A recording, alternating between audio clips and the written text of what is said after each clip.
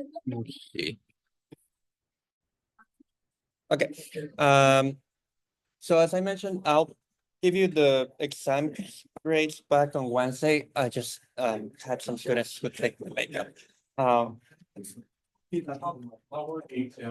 I still haven't graded them all, but they're doing well. So on Wednesday I'll kind of yeah, but yeah, like they are doing fine. So but yeah, grade them by Wednesday for sure, and then I'll give you the solutions as well. Yeah, yeah, yeah. But I wouldn't wear it too much. I think they look good. Today we have to talk about improper integrals. See.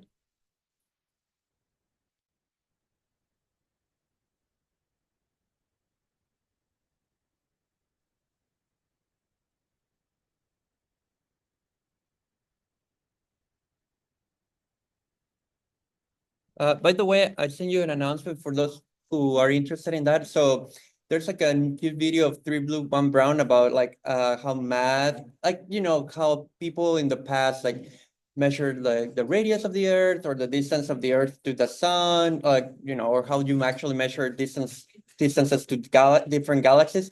And it is like clever mathematics that is involved, especially if you go back to like the earlier stuff because it's there were not that many powerful measuring devices, right? Like imagine how do you figure out the radius of the Earth, which is where Eratosthenes did just like in Egypt, like 4,000 years ago or 3,000 years ago. Like it is like very clever. So if someone wants to watch it, like you can, I won't ask anything about that just because like those videos are a bit too long. But, if someone likes like astronomy, I do think it's kind of like, he does go through like very interesting stuff that, you know, which is like worth like just like watching, in my opinion. Um, but yeah, you can find that on the announcement I sent you a bit earlier. Today, for improper integrals, so this is like actually one of the more interesting topics in the course, because it is easy to just like think that something will happen based on some intuitive ideas of how integrals are supposed to behave, but then you realize that that's not really the case. So the idea of like an improper integral, which I think I had mentioned to you briefly by the end of last class, is that when you do first, like this is completely focused about definite integrals. So here, this is for definite integrals.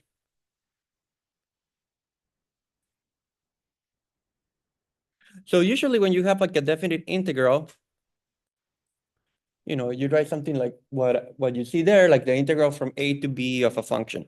So you know that the way to think about that geometrically is that you look at the graph of the function,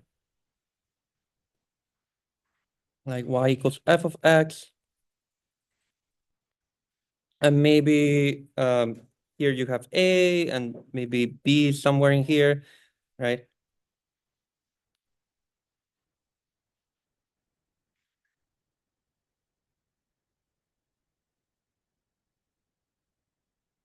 So we know that geometrically, like the integral, like at least on one up interpretation, just corresponds to this like net area.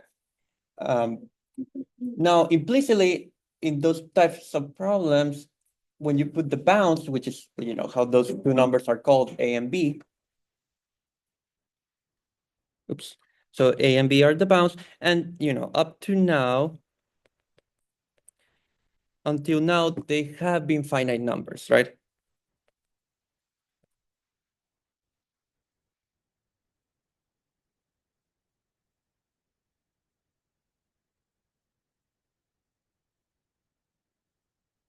So it sometimes makes sense. I'll give you some examples in a while.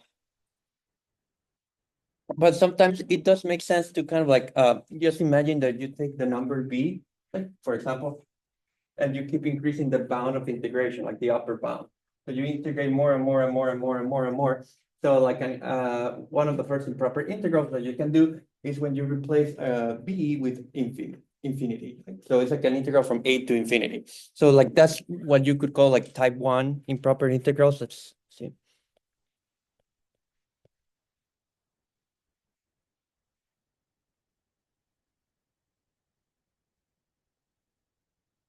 which like they're just like integrals, which okay, so there are two possibilities because what I said was like just pushing this to kind of like infinity, but like the other option would have been to push this to negative infinity. So you let one of the bounds go to like infinity. So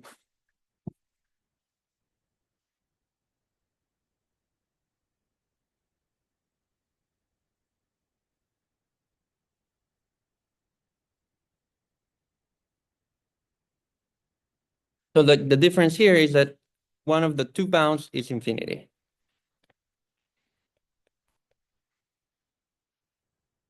Or not finite. Let's just say not finite, because that's more clear.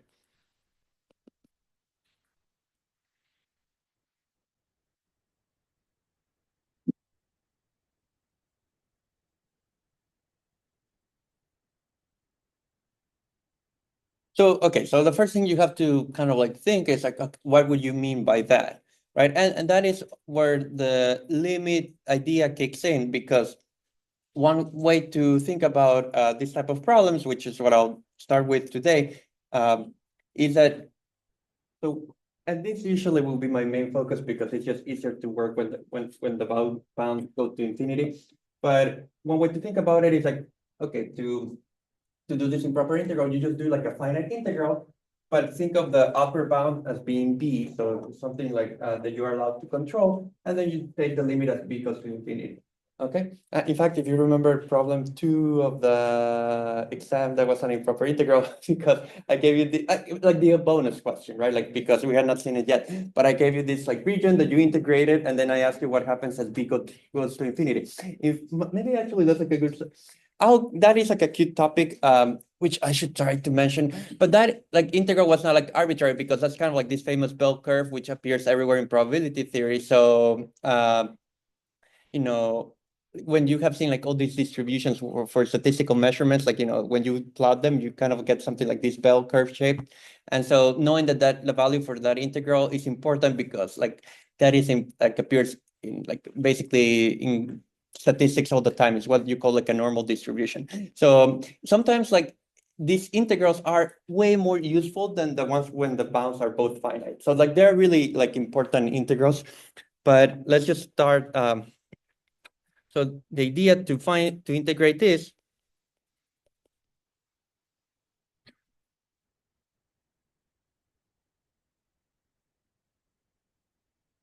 you take a limit, okay? So for example, what I mean by that is that when you do something like this is the limit as b goes to infinity of the integral from a to b of f of x dx.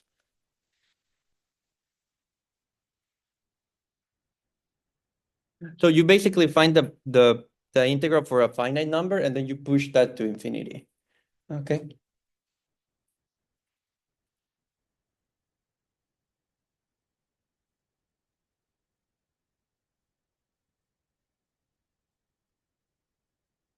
So just to put like the diagram. Oops, sorry about that. Let's see.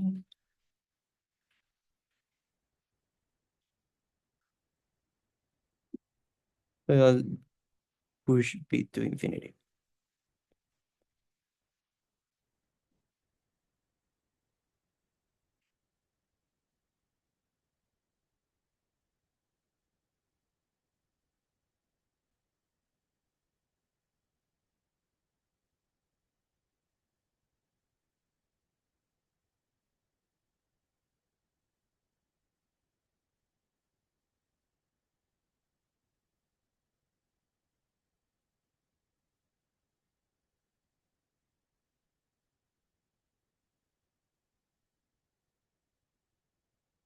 Okay, so let me start with a small example, and then I'll give you some like important facts.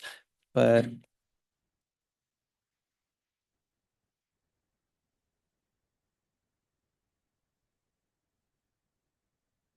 so let's say that you wanted to find this improper integral. Okay, so one way to think of before like showing you how like to perform the integral again, if you think about the graph, e to the negative x that's 1/e⁴. So like, like the exponentials, they grow really fast because now it appears in the denominator, it goes to zero really, really fast. So in fact, if you were to try to plot, I just care about I just care about positive values. But if you wanted to do like a plot, like on the entire number line, right? Like this is e⁻x, which is 1/e⁴x, right? So you know that at x equals 0, it is 1 because e⁻0 is 1. And so basically, what I'm asking for, like what this improper integral would correspond to is kind of like that area. Because like the exponential will never really touch the x-axis. So like there's always going to be like a tiny gap between the x-axis and the graph itself. It's just that because the exponential, again, being in the denominator, this becomes super, super small really, really fast. So that is actually what makes there a chance of like you ending up with a finite number, despite the fact that there's always like some gap. But so what I'm saying is that the way you kind of approach this problem is that you kind of like truncate the integral. That's sometimes like the name you give it. So because you, instead of like computing it at infinity directly, you stop at a finite value, which you call b. For example, you could also call it a, whatever you want. And then you take the limit as that value goes to infinity. So I'll do.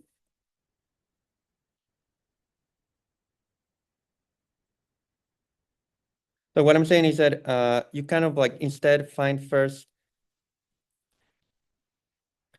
the integral from 0 to b. And this is actually why one of the main reasons I was being so annoying in putting like all these like bounds that were letters instead of like actual numbers, because this is like the sort of like problem where like this becomes useful. So you find the limit from 0 to b, and then you just and then you take b to go to infinity. So this is what you would call like a truncation of the integral. So what is, okay, so find first the integral from 0 to b of e⁻x dx.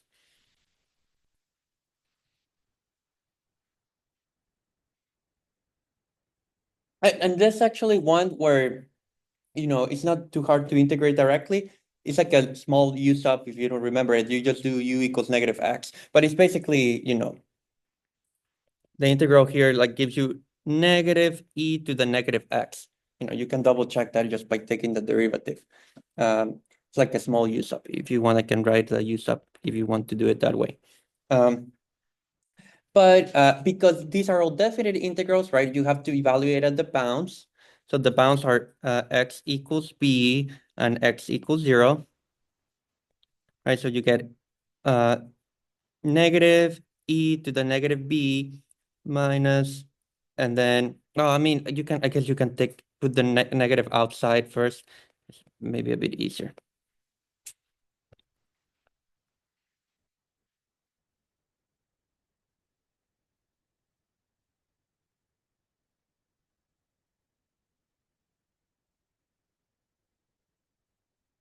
That okay? So far, so good, making sense. And okay, this is the answer, but it's sometimes better just to simplify it a little bit, because e⁻0 is 1 and minus minus becomes a plus. So like usually the way you would write this so that it looks a bit better is 1 minus e⁻b, right? Just reordering. And if you wanted, like you could like again rewrite that e⁻b is like as a fraction. So this is 1 minus 1/e⁻b.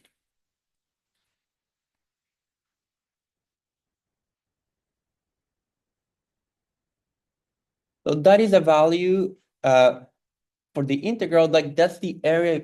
And here, like it's literally area because like all the function is always positive. So there is not net area or anything like that. There's a value for the integral up to about point B. Okay. And then kind of like the idea of like the proper integral is to just carry this B up to infinity and just see what you find. So the value for the improper integral And so step two is just to take the limit. Step two is these, just to emphasize, when you have like the infinity here,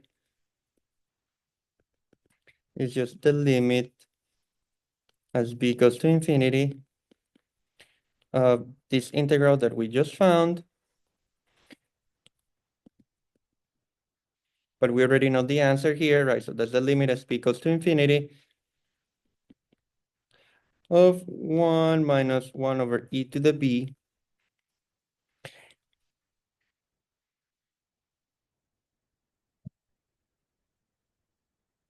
And so here, I may send you like an old PDF from Calc 1 of how to take like some basic limit rules, because for this it's like useful to kind of remember some of these like limits. Actually, limits will be relatively important for some of like the next few topics in the course, not just like these improper integrals. So it is good to have like a mini crash course on limits if you forgot some of the basics. So I'll send you kind of like a summary of limits of what you need to remember about them, just to like cover all grounds, like just to make sure there's nothing that you forgot. Um, but the idea is that as b goes to infinity, this denominator gets super large, right? And so you're doing 1 over something really, really, really large. So it's like 0.0000000, blah, blah, blah, blah, blah. And then it's basically 0 in the limit, right? So you get 1 minus 0.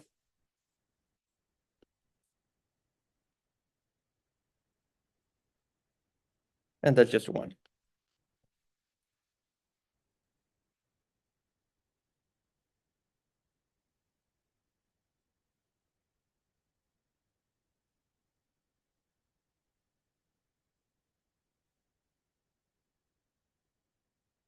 Yeah, we're here with us. Like, when we have the negative x in the area, that it covers all the way from zero to like, all the way to positive infinity, that like roughly equals one. It would be 1, exactly, yeah. Or another way to say, yeah, no, like it is literally 1. Of course, it's a as a process, it is exactly 1. It's just like it's a never-ending region, because it goes up to infinity. So it's not something that ever terminates, right? So if somehow you could terminate it, which you can't, but if you somehow you could, like it would cover like area 1. You know what I mean? Which is why I was saying that you in this topic you do have to be a bit careful, because these improper integrals can break a little bit of your intuition, just because you're dealing with infinity, and infinity is kind of like a dangerous concept, so you have to tread carefully. But right, like what this means, what this means is that this never-ending region, um,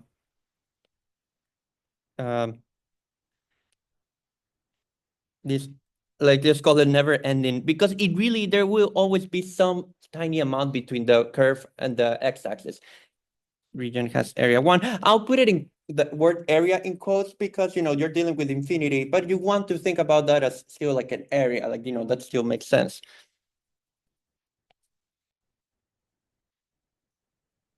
Okay. But like sometimes, but here's one of the, at a practical level, here's a reason why these integrals are useful, because like just I do want to kind of like mention some like conceptual points of why you would do like an integral if one of the bounds is infinity, because like that is like not a number. Infinity is not a number, right? So why would you put like a bound which is not a number? But like, so I'll kind of put it like as a reason, like sometimes like, so why do this? Like, or maybe. So the thing is like sometimes finding these improper integrals is easier than finding the actual integrals. Like, finding the values for the improper integrals can be easier than finding the like a specific value for the integral. So sometimes finding the value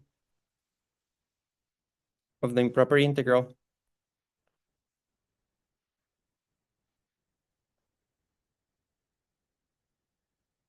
is easier than finding the value for a finite value. Than finding the value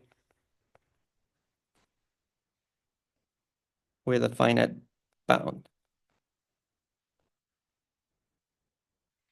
So, and you can kind of see it here because, example, the one that we just did, like, this integral is like a very simple number, which is just one, whereas this integral where the bounds are, both finite is 1 minus 1 over e to the b, right? And you could say, well, but you found that in both cases. Yes and no, right? Because like, if you actually were to give specific values to this bound, like computing the exponential can, like, it will be right, sure, like you could approximate it, but it's not that you would find like necessarily like a nice answer, right? So in a sense, this formula is messier than the improper like the infinity version, right? Because like this is like a measured expression because like the exponential, it's only for very few values of in fact, like, it depends on whether you count as e as something that because it's like like the decimal expansion is infinity. It's like an irrational number. So in a sense, like this formula is like more complicated, you see?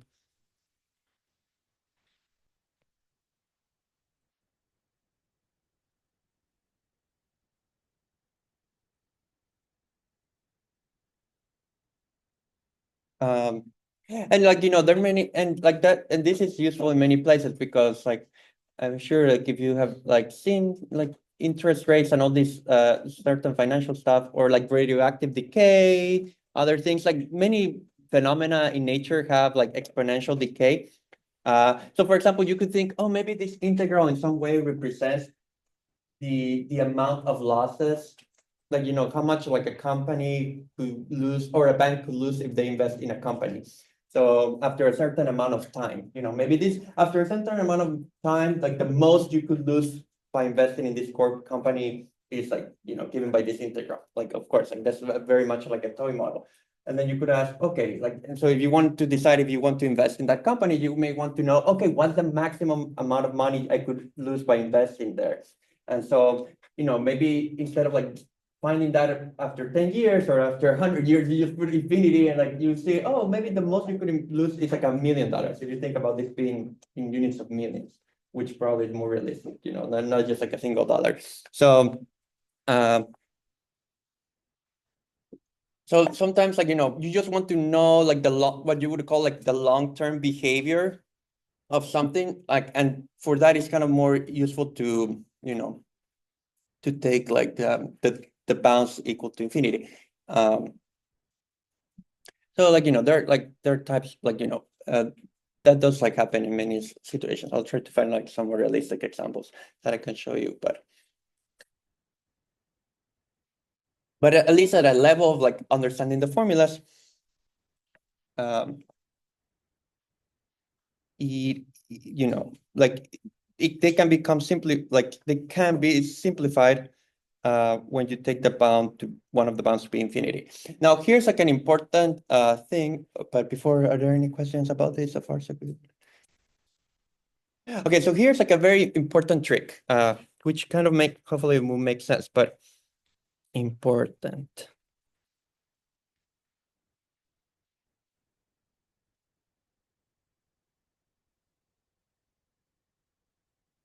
So let's say you have a function, suppose y equals f of x is a function.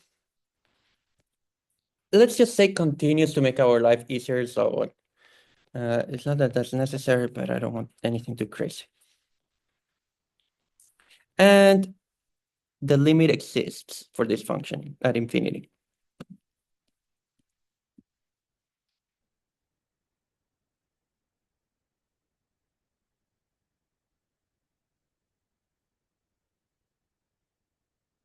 Okay.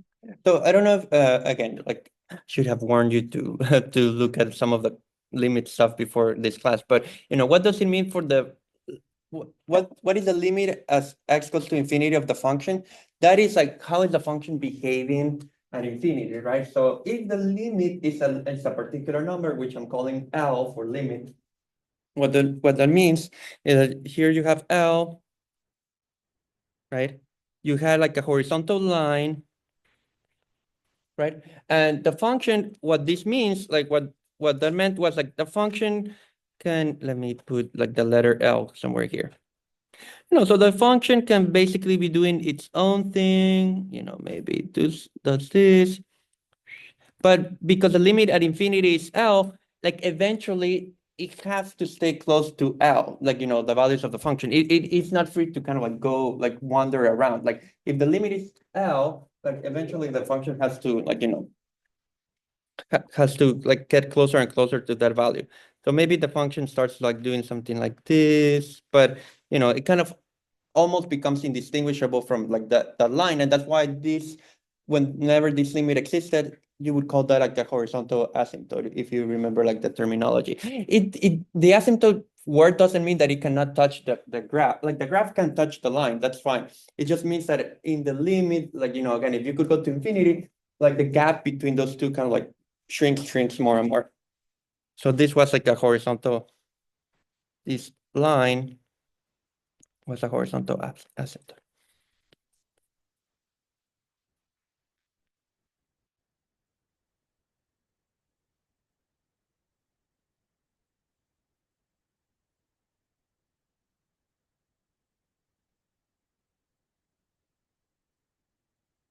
Okay, so so I'm saying, let's say that you have a function whose limit at infinity is some number, right?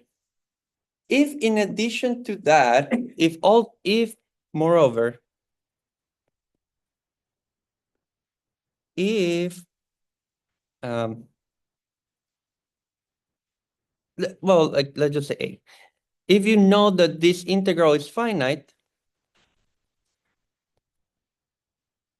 oh, maybe I should have said that before, but like, there it's kind of like hopefully clear that in most cases, like it is very likely that in some cases, like the integral would not be finite, right? Because let me give you like the most insane example to see that very easily, when did I leave my, here you are.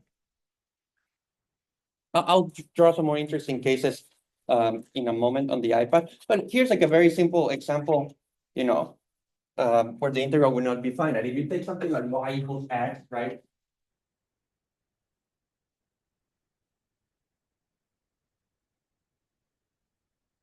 Like there's no integration needed. Like, you can kind of see it already. Yeah, if you take y equals x, there's no way for like something like this integral, right, to exist, right? Like it's like kind of like the area of this infinite triangle, like, so this would be infinity, right? Like in fact. And we would say that it diverges. But I'll kind of like write the terminology in a moment on the iPad. I'm just saying that, it is, once you have one of the bounds being infinity, it's very easy for these integral values to not necessarily exist, right? Because they can just give you something like infinity, for example. So I'm just saying, suppose that, like, you actually know that this is a finite number, like kind of like in the situation that we had before, where like the area ended up being like one, which actually we would call that convergent, but like, again, I'll tell you the terminology in a bit. So I'm just saying, if you have a function whose limit is who has a horizontal asymptote and also has like a finite integral, like one of these improper integrals, then I actually can tell you what that limit has to be. There's only one possibility for what that L has to be. Then, can anyone make a guess of what the value for the limit should be of that function?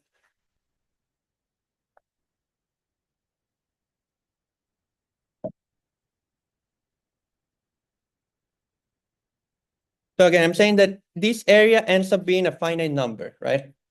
That area ends up being a finite number. And moreover, the limit exists at infinity. So what could the limit be necessarily? Oh, yeah. What, like, I'm saying like, just suppose, right, not the value of the integral, but rather suppose, I mean the value of this limit. So like the function, that infinity is approaching a particular number, right? It could be 1 or 2 or -2 or -3, whatever. I'm just saying, that the function is approaching a particular number, so this has a horizontal asymptote, and on top of that, like in addition, the area, right, is finite, like, this infinite area. So what should like that number be? Yeah. Sorry?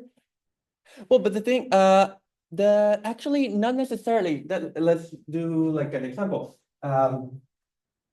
Like let's see, you could have uh, let's say you could take like well, I actually like this topic a lot because there's a lot of true false questions that you can do very easily. So, you could do like, you know,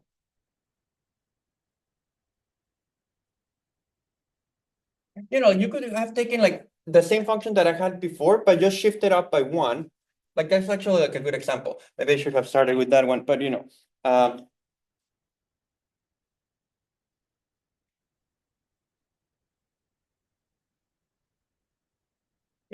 now the horizontal asymptote is at one, right? And you could think that this is, sorry, and this would be two, right? Um, and you could think, oh, maybe that is like, like hopefully it's clear in this example that there's no way for this area to be finite, right? Because, now if you move the function by one, like this region is still shrinking, right? Like between L and the graph, but now you're adding all this vertical strip, like almost like a rectangular strip, which is kind of like this rectangle that you see here, because you increase like the value by one. So you added kind of like like a large rectangle, which is kind of like what's happening here as well. If you think of L, you know, if that's like the horizontal asymptote, if you think about it in terms of the area, then you're adding all this area, right? So we need somehow for the area to be finite, we cannot be adding all that amount of area. So there's only one way for that area not to be added. Like there's only one possibility for the limit. Like how could you shrink that area? Yeah, it's just zero, right? Like, so it has to go necessarily to zero. So that forces like the horizontal asymptote has to be zero. So like what I'm saying is that whenever you have a picture of this sort, definitely that cannot have like a finite improper integral because you're kind of dragging all this extra area like from these like rectangular strips. So like the only so what I'm saying is like a more accurate picture. So like a more accurate picture is that the function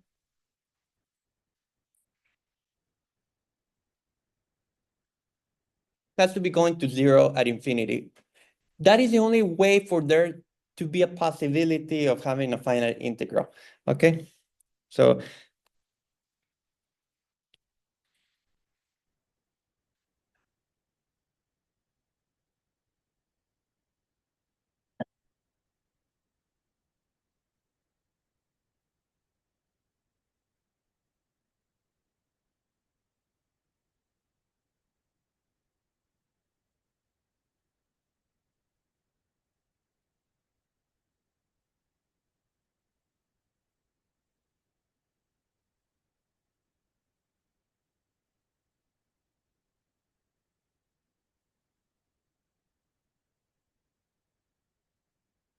like let's just say it needs to look like this.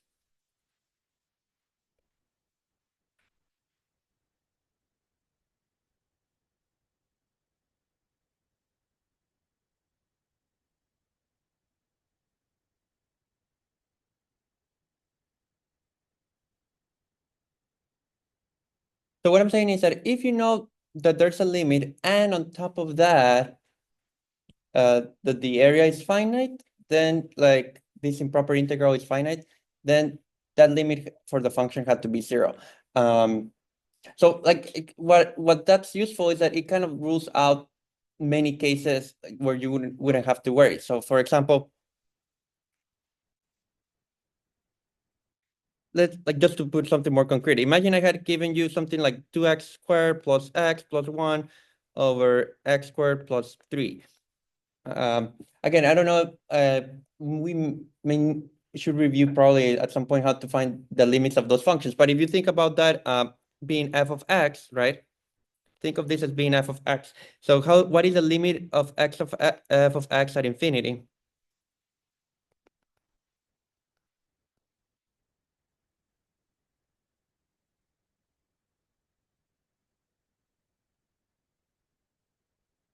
I'll put a 3 here just to make it more, let's put a 5 actually, just to kind of make it more transparent what's going on. Okay, so there were a few ways to find those limits. Like at the end of the day, since you already saw L'Hopital's rule, you might as well just do it that way. I mean, there are more clever ways to do it, but it's fine. It's like an infinity divided by infinity type limit, so you can L'Hopitalize it, right? Like what is that? Like you just take the derivative of the numerator, the derivative of the denominator, and take the ratio of that. So I'll put LH for L'Hopital, right? And so that gives you, what is the derivative of the numerator for x plus 1? What is the derivative of the denominator? Is 10x, right? That still is infinity over infinity. So you can do L'Hopital one more time.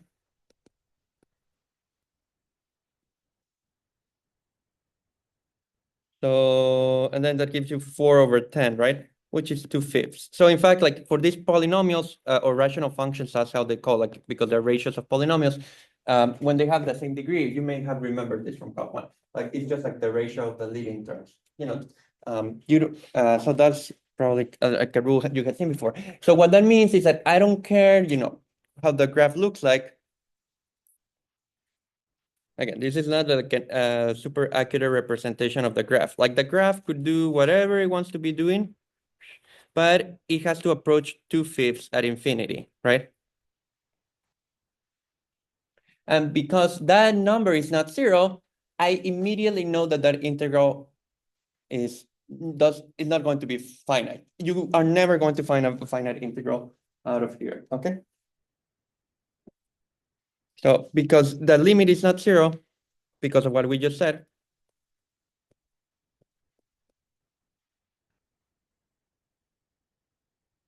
the previous integral, the limit of f of x, just to clarify, because there are two limits here, like one is for the bounds and the other is for like the function. Since the limit of f of x at infinity is not zero, um, the integral cannot exist. The integral, how did I put it, like 1 to infinity?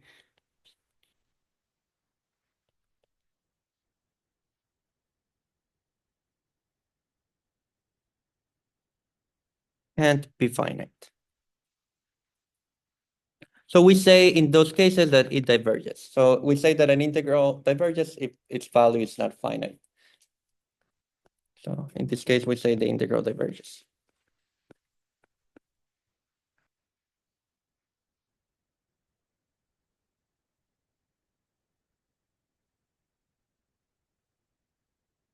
Actually, let me put this in a different color because it's an important concept.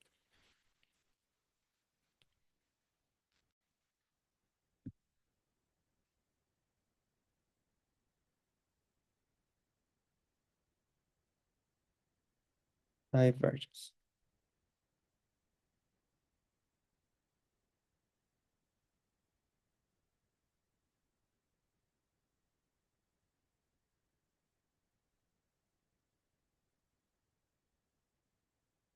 Is that okay? Making sense so far? Yeah. Oh, in this case, well, in this case, it really just becomes infinity. Because like the thing is like, for example, if it's the limit, if the asymptote is going to 2/5, that means that it is eventually positive, the function, right? Because you have to be really close to 2/5 in the limit. So you accumulate, like the function is eventually positive and you're accumulating all this positive area. So that's why it goes to infinity, the value of the integral.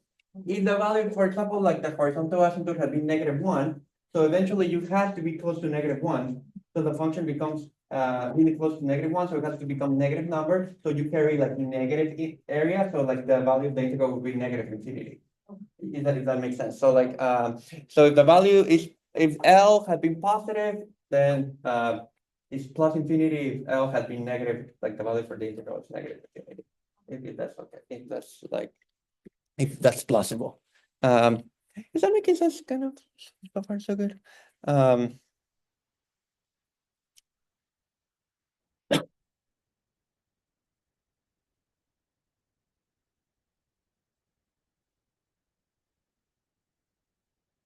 No, and here's, okay, so this is like the first important thing. So this is useful because it's like kind of like don't waste your time kind of problem. Because if you kind of, you have to become like, an expert of identifying the thinking about the integrand a little bit. So what I'm saying is that if you kind of like see that the integrand has a limit that's not, um, that is not zero, then don't even worry about doing the trying to compute the value for the integral. Like you won't get a finite answer.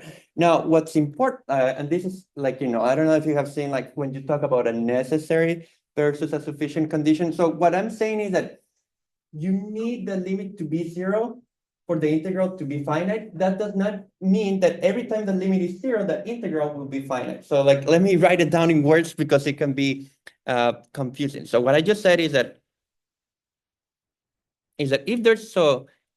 if there's a limit, if there is a limit,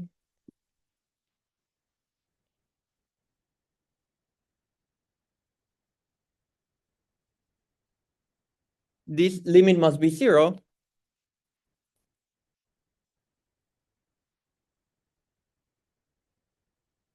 if if we know the integral, that this integral is finite.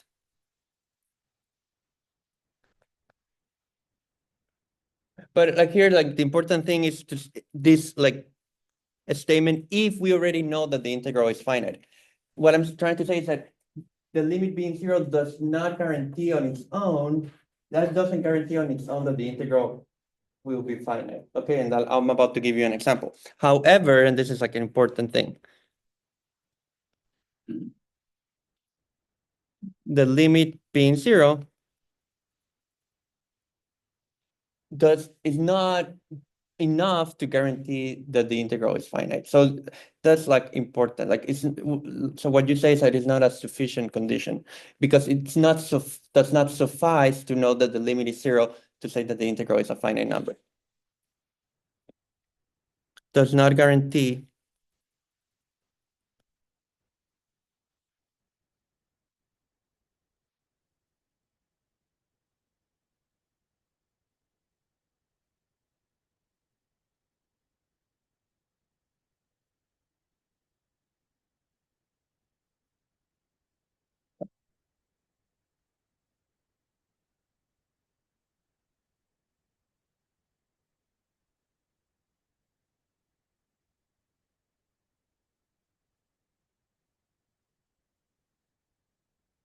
Okay.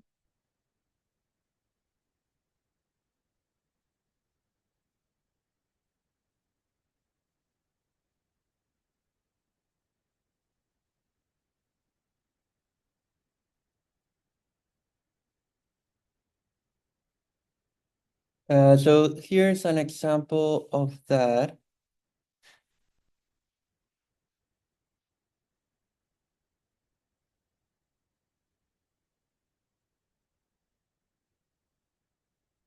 Let's take 1 over x, this function.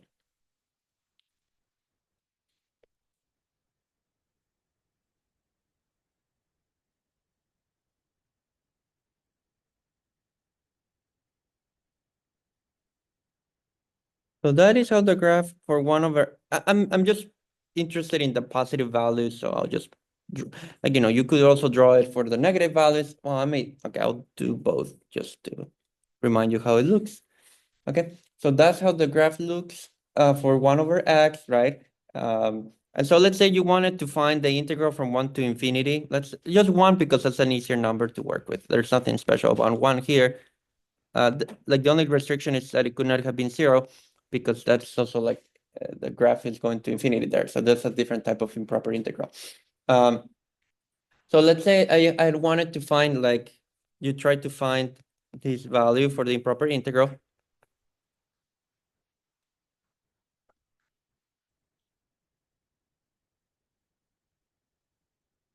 Right. By the way, notice like, and I'm about to say it explicitly in a moment, but notice that this graph has limit 0, right, at infinity. So that's why I'm wasting my time trying to find the integral, right? Like the only ones for which this integral could be finite is those where the graph approaches like the x-axis at infinity. Like if there's a limit, like, if there's a limit, that's like an important condition. So if the function has a limit, which is 0, it is worth checking whether this integral is finite or not. Okay. But again, what is the value for this integral? This is the limit as b equals to infinity of 1 to b of dx over x.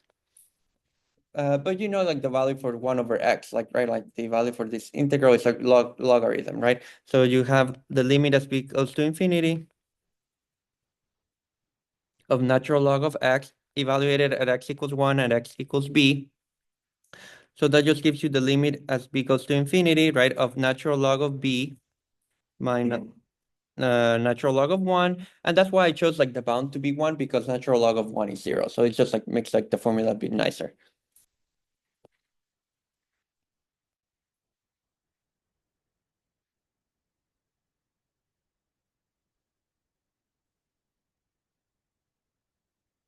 By the way, whenever infinity, I mean plus infinity. Sorry about that, in case just common like quotation. Is that okay? Is that making sense? My calculation so far so good. But what is the graph of natural, like how does natural log behave as you go to infinity? Like the graph for natural log,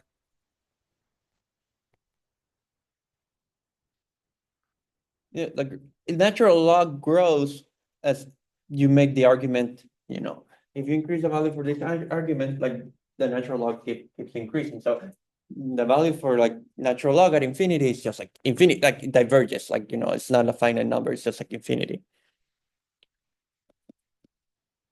So what you're saying is that this integral, if you want, you could write it as plus infinity, that's fine.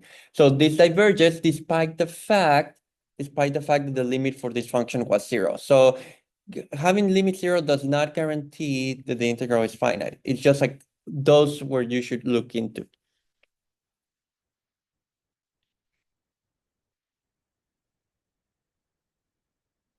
Despite.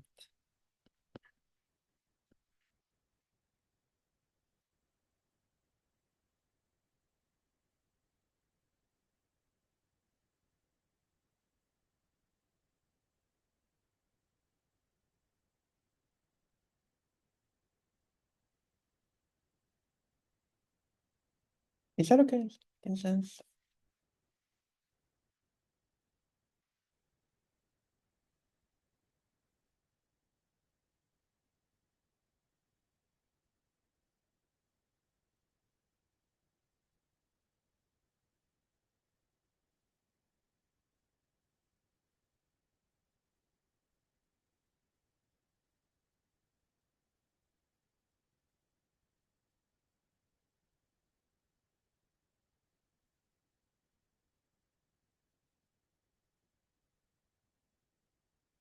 Okay. And so now there's a very, just to kind of write some more things that are useful about this type of integrals. So it is useful to understand for like powers of x when does that integral is finite or not. So this is called the p-test.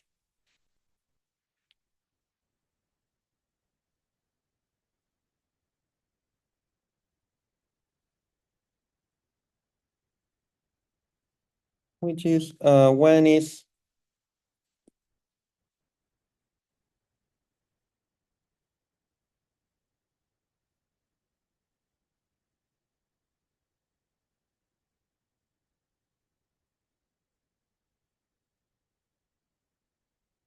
and let's say I'll do this for I'll do it from 1 to infinity again, but like the one there doesn't play a major role, but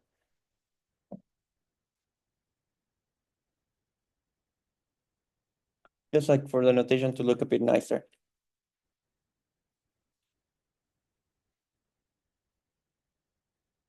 So for example, like, if p equals 1, just to give you some examples, like p is like the exponent. So p equals 1 is like the integral 1 over 1 to infinity of 1 over x dx, which we already know is infinite or diverges, right?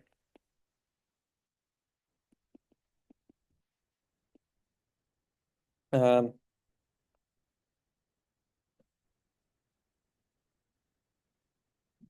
It's kind okay, it's a bit silly, but you can also do it. What if you take p equals negative? I'll do some that don't work. If you take p to be -1, like that's a bit silly, but like it's 1 to x to the -1, right? And then, because of how the negative exponents work, you can kind of move that to the top as x. So like this would be 1 to infinity of x dx. And that like immediately that that one also does not converge or like diverges because again like that like we kind of did that graph earlier like this has no limit at infinity, so definitely it's not like a useful you know this also will be divergent as well. If you take p equals 0 like you get 1 to the infinity of 1 over x to the 0 dx. What is x to the 0 is just 1, so it's 1 to the infinity of 1 dx. Okay, this is also bad, like, because it's a constant function, the limit is not 0, you see? So it's kind of like the same that what I was saying, so this one also diverges. Okay, so I'm giving you a bunch of examples that may make you think, okay, there's like, it seems like you're always getting divergent numbers, but you actually just have to work it out in general to see what happens. So more generally,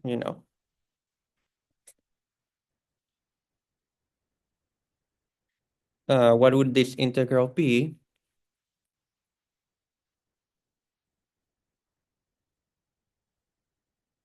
Again, that is the limit as b goes to infinity of 1 to b of, and I'll write this as x to the negative p dx.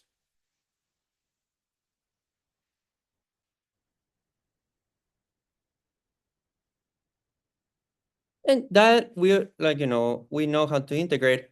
Uh, what is, you increase the exponent by 1, right? It's like the power rule, like just the normal power rule. You increase the exponent by 1 and then divide by the new exponent. So,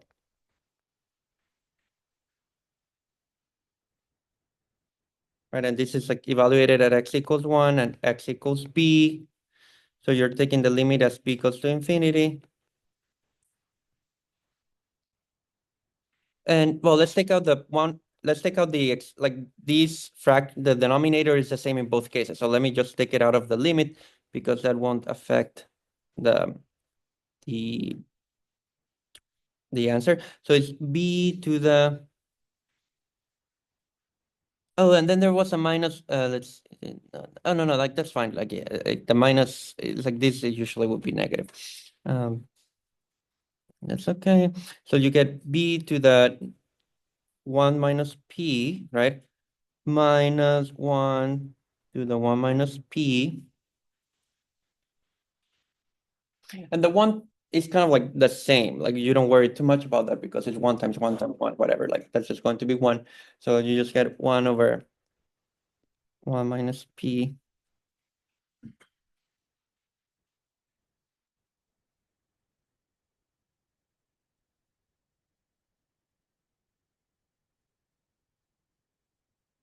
Oh, sorry. And this should have been, oops, like, oh no, like this is fine.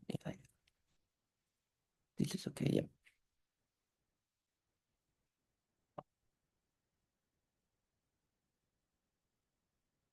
Well, no, let me see.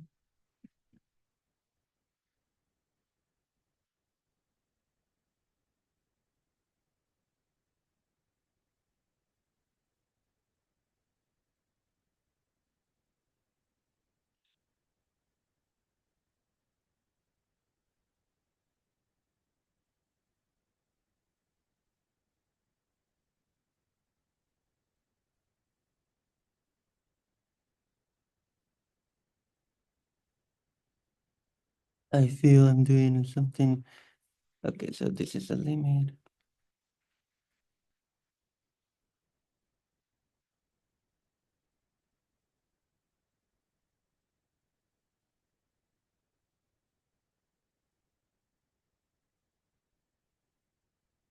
Well, let's just keep it, well, actually, let's just keep it this way. And let me check something here because I'm missing a negative sign. So let me.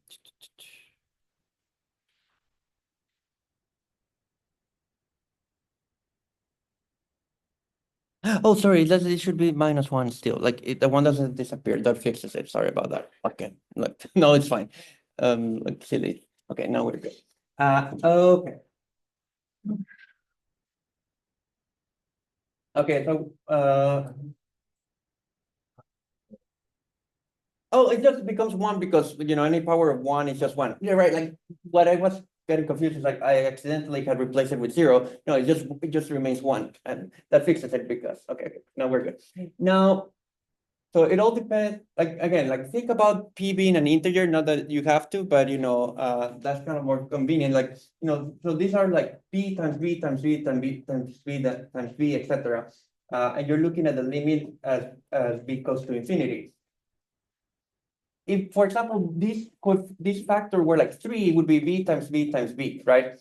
As b goes to infinity, you're toasted. This is not going to be finite, right? So your only chance for this to give you a finite number is that if somehow the denominator, this power is negative, because if this power is negative, then it becomes 1 over that, right? And it becomes 1 over, for example, imagine this power were -3. So it would be 1 over b cubed, and that it does have like a chance of being like having a finite limit because like that it actually becomes smaller. So what I'm trying to say is that you cannot have like a positive exponent here, because if you have a positive exponent, like this will diverge. So what you need, and if you cannot have like the exponent being exactly 0, because like this, p cannot be 1 in this case.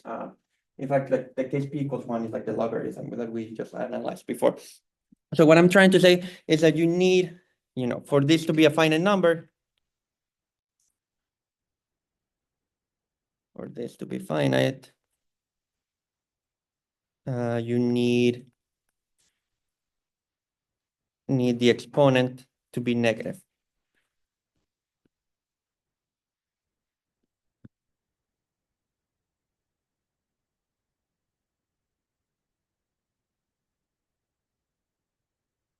So you need 1 minus p to be negative, or it's like an easy inequality. That just means that p had to be greater than 1. So p has to be greater than 1. So in other words, so what we just found, and this is called the p-test. What the p-test says, again, you don't need the lower bound to be 1. It just makes your life easier. Is that this number is finite, or this integral is a finite number, or converges. So it's finite. I'll use the word converges finally here.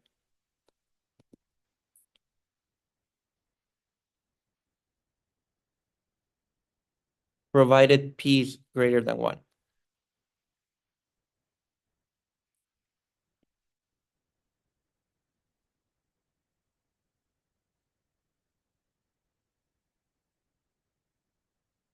Okay.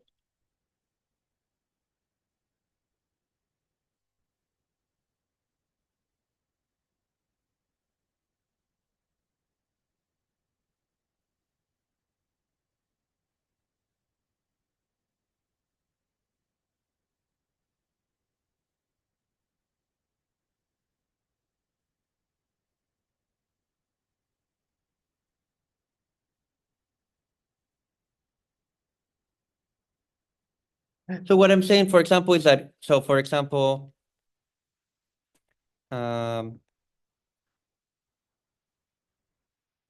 this integral is finite, even if you had been like 1.5, so like x to the 3/2 is finite or converges. I mean, and you can find the value if you want it,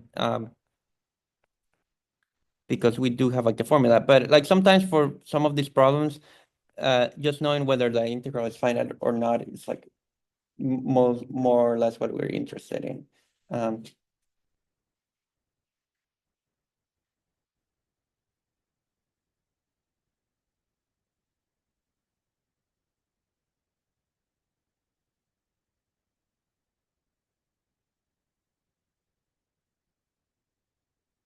making sense about that. So as long as the exponent is greater than two, you know, sorry, greater than one, strictly greater than one, then you are in good territory.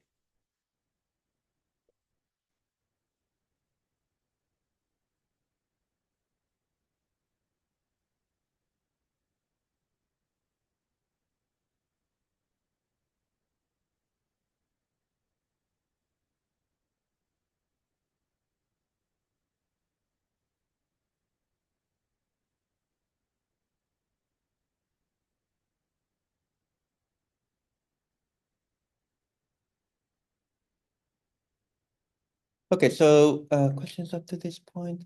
So let me mention something that's very useful also, which is called the comparison test, which is very natural. Kind of like I'll write it here.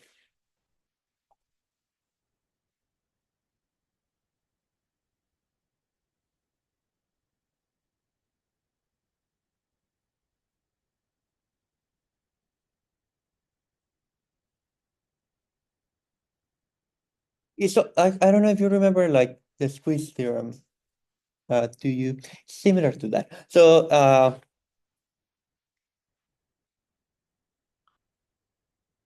let's say you have a function f of x, right? It's doing whatever it wants, but then you have like another function g of x, right?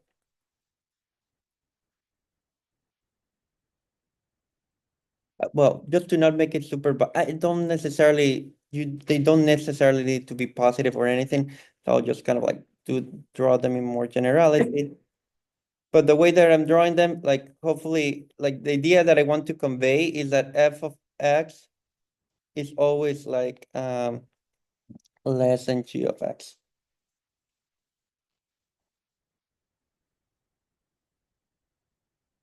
But also that f of x kind of like that's kind of like the squeezing. It is between um g of x and negative g of x. So oops.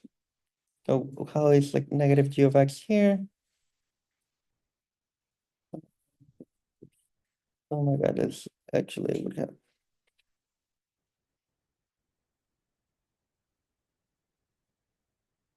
well actually yeah, I'll try to draw them positive because otherwise it's kind of like a bit too I mean, at least I'll try to draw g of x positive because otherwise it's too confusing. Yeah, g of x has to be positive actually. So, and here is negative g of x for this to work fine. Okay. So you have a function f of x. You have two functions.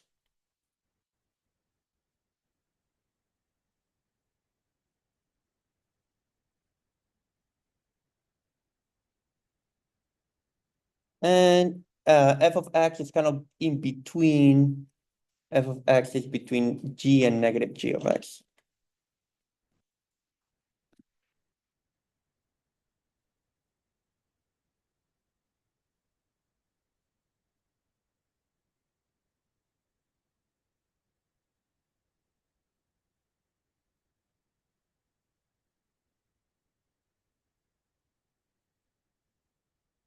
So like what the theorem says is like I won't try to give a proof or anything like that, but it's like a very natural thing. So what it says is like let's say you wanted to like find the area like this improper integral. So like you have like this improper integral from a to infinity.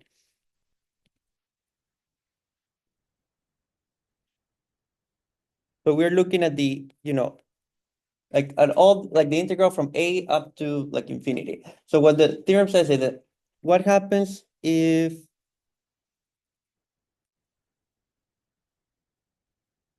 so it says two things. So if the integral converges for g,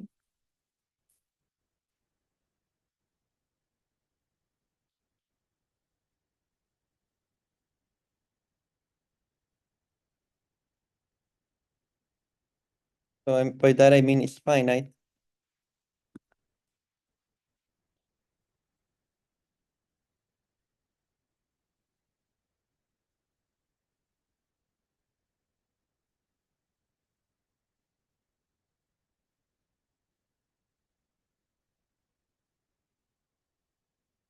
So if the integral for the improper function is a finite number, what do you think you can say about the integral for the smaller function? Would that be finite or infinite? Yeah. It has to be finite because if all this area is a finite number, it kind of like forces like the smaller one to be finite as well. So it's kind of like, that's why I said it's kind of similar to a squeeze theorem, because the area of the small one, area in quotes, right? Because it's more like a net area. The area of the small one is kind of like being squeezed, or they're kind of like these walls that are set up by the other two functions. So like if this area doesn't go to like to, I mean, so in this picture, like, it has, they kind of have to be going to zero at eventually, for it to be more accurate. But what I'm saying is that if the larger area is finite, like the smaller area better be finite as well. So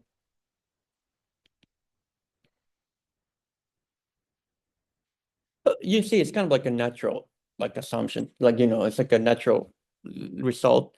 Uh,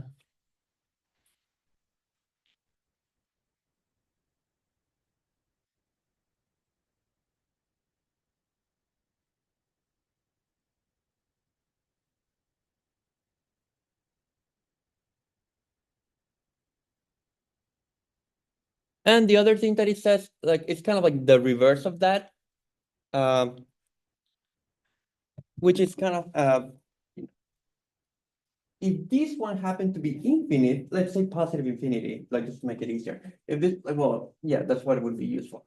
I guess either one would work, but if this one diverges, like then that forces like the ones like upside to diverge as well. It's kind of like almost like, I guess, like the what you would call like the contrapositive of these. Like it's but it's kind of like a useful way to state it. Uh so if this one diverges,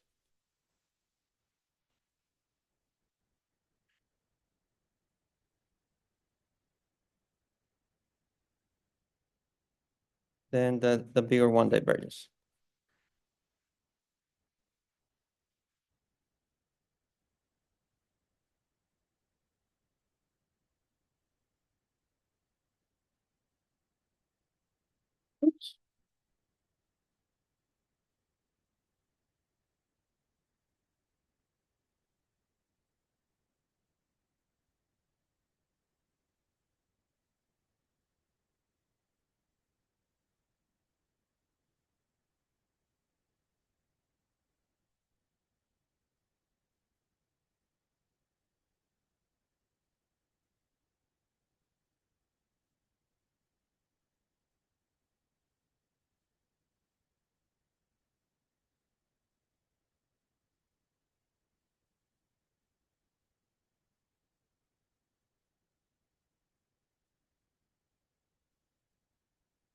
Okay, so I'll do like a short example and then we'll continue talking about improper integrals on Wednesday because this is actually like an important topic. And if we understand it well, like then it is easy to like talk about series later, which is like another big next topic after this. But it's kind of like philosophically very related to what we're doing right now. So like it's important to kind of like I'll spend more time than what I should on this topic, but it is like worth like wanting to like being very thorough. So and then I'll give you one to think about, which is like a funny example, and then we'll discuss it next time. But like for, let's say, here's an application of this result example. Let's say you wanted to determine whether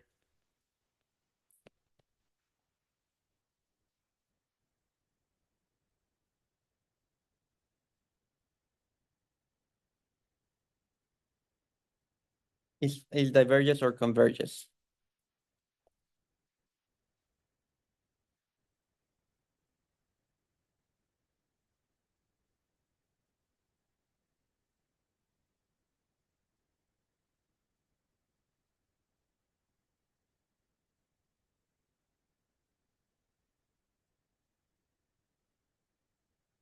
Okay.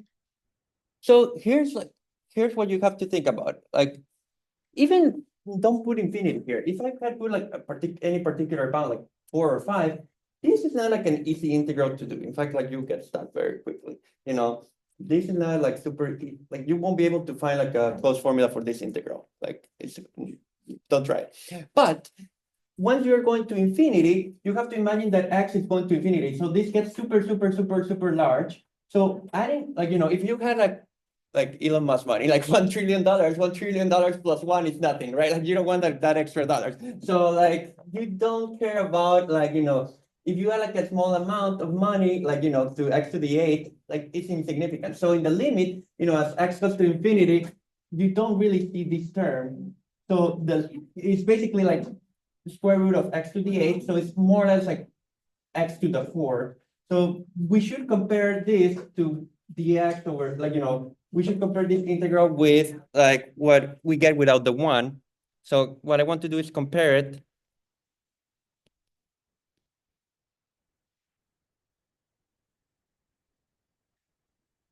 You just forget about the one, you don't care about it. Okay. So which of the two is actually bigger? So ironic, like, and this is where you have to be careful when you think about you know, when you think about like how this like um things work when they're in the denominator, because this is a larger, this one plus x to the eight is bigger than zero plus x to the eight. So because it's in the denominator, it becomes smaller, right? So like bigger denominators give you smaller ratios, like, or smaller fractions. So in fact, this one is like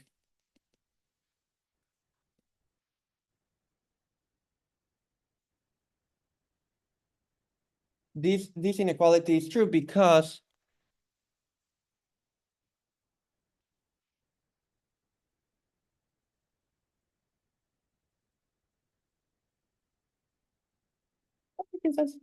because again, like this is a smaller denominator. That's what you have to think about. This one has a smaller denominator, and by having a smaller denominator, it is a larger fractional, like in its entirety.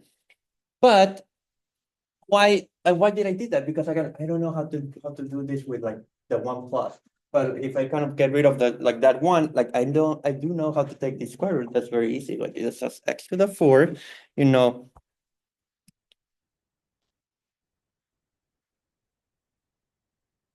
And we do know that one is finite, right? Because of the p-test, like, one over x to the four is like qualifies into the p-test. So with p equals four, says that this one is finite.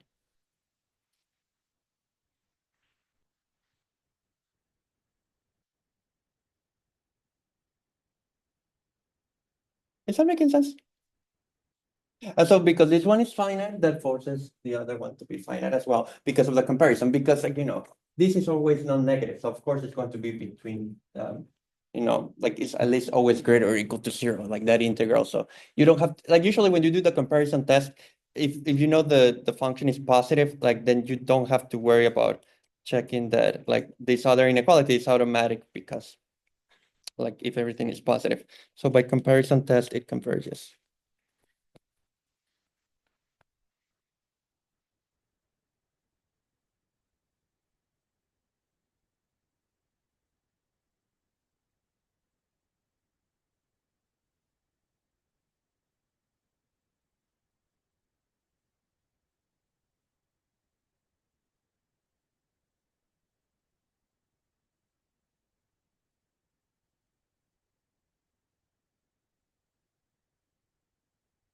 Is that okay? Is that making sense?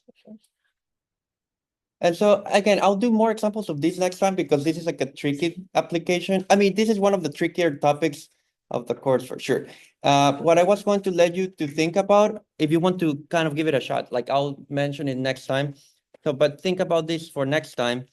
Um, so there's like a very famous object called like Gabriel's horn. You may have heard about it, but the idea is that you take like the graph of y equals 1 over x and you rotate it about the x-axis, okay?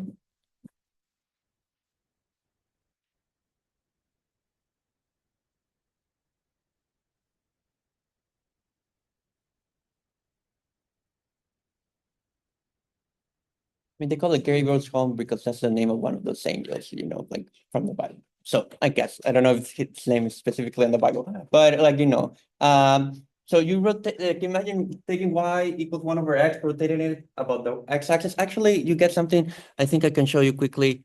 Where do I have it? You get something like this, okay? So that's how like the rotated shape looks like. So check that this has finite, so think about it as going forever, right? Like, so it's like an improper integral. So try to check that this has like finite volume.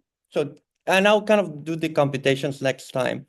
You can use the cross-section method to find the volume, finite volume, but infinite surface area.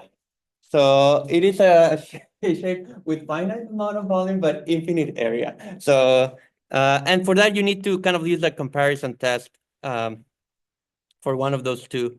But I'll explain how, I mean, you don't have to do it if you don't want to, but if someone is curious and wants to give it a shot on their own, we had like the formula for the volume. I'll write the formulas for the volume and the area.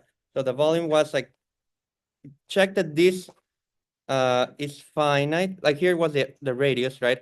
And the surface area was 2 pi 1 to infinity f of x root of 1 plus f prime of x squared dx, right?